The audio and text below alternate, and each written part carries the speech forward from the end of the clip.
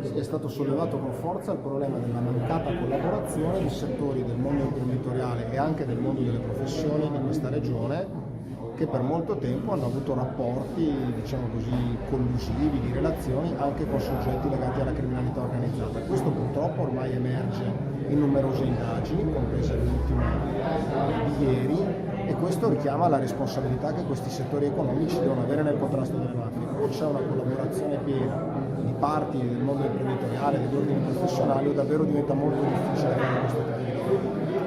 Che messaggio darebbe agli imprenditori che vedono appunto nell'organizzazione mafiosa un ancora? Che fanno un errore tragico da cui poi non riescono più a tornare indietro. Le organizzazioni mafiose non aiutano l'impresa, non aiutano le professioni, cercano un rapporto strumentale e poi alla fine stritolano, uccidono, tendono in qualche modo a ridurre le attività economiche. Dove ci sono le organizzazioni criminali aumenta la povertà, non cresce la ricchezza.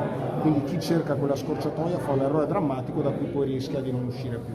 Quindi la prima cosa da fare è rivolgersi all'autorità giudiziaria, alle proprie categorie professionali. Qua abbiamo una buona magistratura, buone forze dell'ordine attive, in grado di comprendere i fenomeni, vanno immediatamente, diciamo così, chiamate in causa e con loro si può venire fuori dal fenomeno.